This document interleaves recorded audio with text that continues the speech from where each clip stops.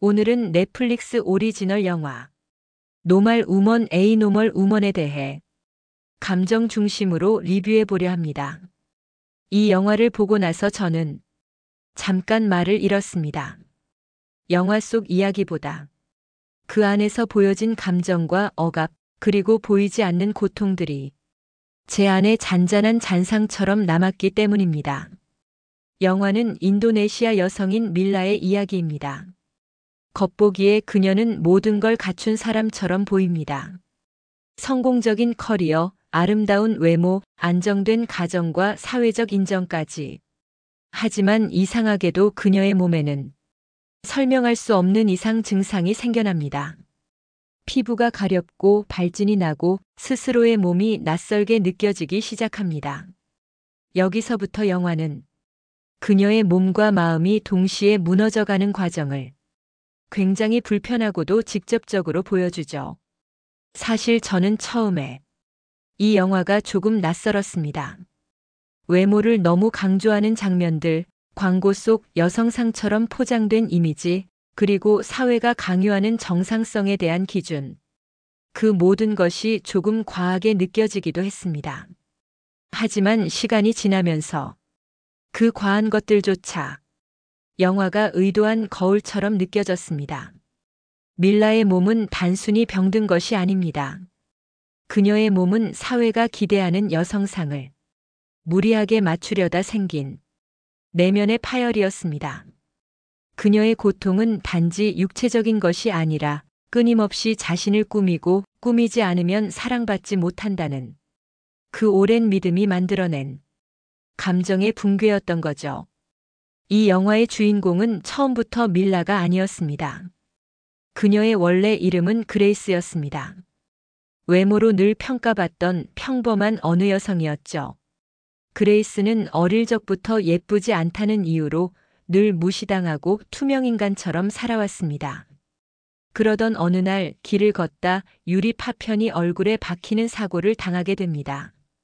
그 사고로 인해 그레이스는 성형 수술을 받게 되었고 완전히 다른 얼굴로 인생을 다시 시작하게 되죠. 그녀는 자신의 과거를 지우고 새로운 이름 밀라로 살아갑니다. 그리고 그 새 얼굴로 재벌가에 입성하며 상류층의 삶을 누리게 됩니다. 겉보기에 그녀는 모든 걸 갖춘 사람처럼 보입니다.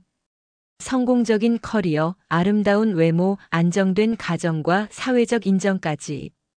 하지만 이상하게도 그녀의 몸에는 설명할 수 없는 이상 증상들이 나타나기 시작합니다. 피부가 가렵고 발진이 나고 몸이 낯설게 느껴지기 시작합니다. 그녀의 몸은 단순히 병든 것이 아닙니다. 그녀의 몸은 과거의 자신을 억누르고 지워낸 그 모든 기억과 감정이 되살아나는 장치였습니다.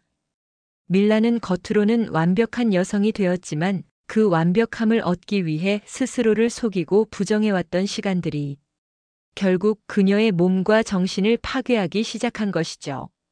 그녀가 밀라가 된 순간부터 그레이스는 정말 사라졌던 걸까요?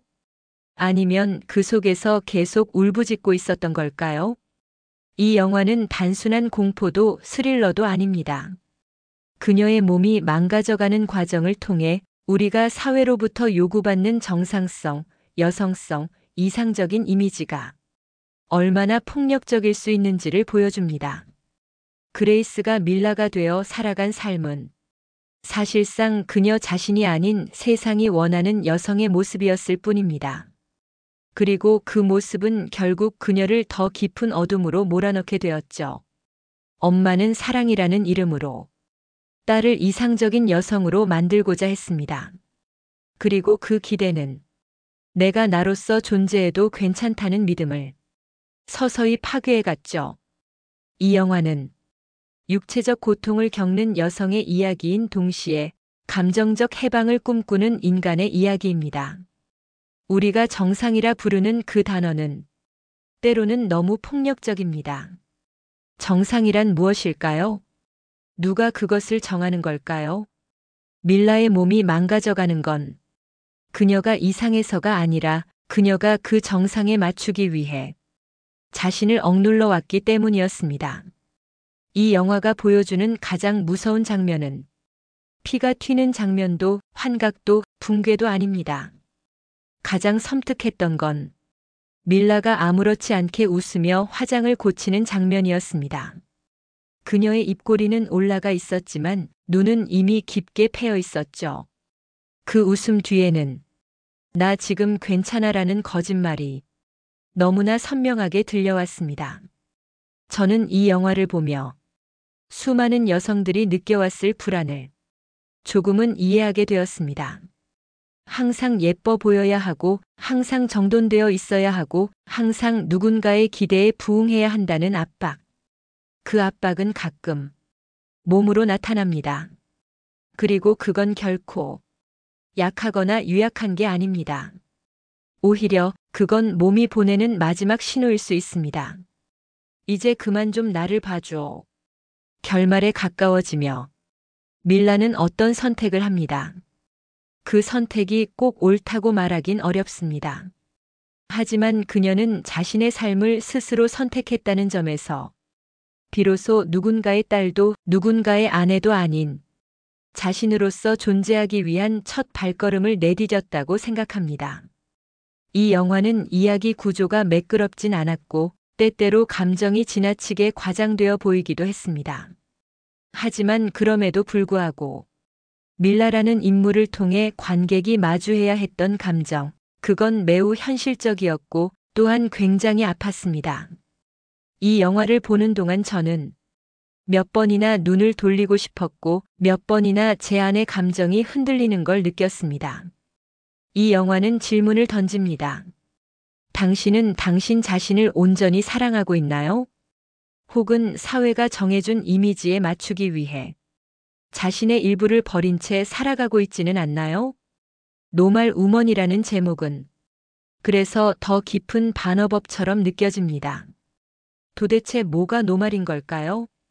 여성의 외모, 결혼한 나이, 아이를 낳은 시기, 몸의 사이즈, 감정의 반응, 사회가 만들어 놓은 정상이라는 테두리는 너무도 협소하고 너무도 잔인했습니다. 밀라는 그 테두리 안에서 살아남지 못했지만 적어도 그녀는 그 테두리를 찢고 나올 용기를 보여줬습니다. 우리가 이 영화를 보며 꼭 해답을 얻지 않아도 괜찮습니다. 그저 이 장면들, 이 감정들을 함께 느끼는 것만으로도 이미 큰 울림이 되었으니까요. 오늘 영상 어떻게 보셨나요? 혹시 이 영화를 보셨다면 어떤 감정이 가장 오래 남으셨나요? 혹은 당신에게도 밀라처럼 사회적 정상이라는 틀에 갇혀 숨이 막혔던 순간이 있었나요? 댓글로 여러분의 생각, 감정, 그리고 잔상들을 함께 나눠주세요. 감사합니다. 다음 영상에서도 그 장면의 잔상을 함께 느껴보겠습니다. 구독과 좋아요, 그리고 알림 설정도 잊지 말아주세요.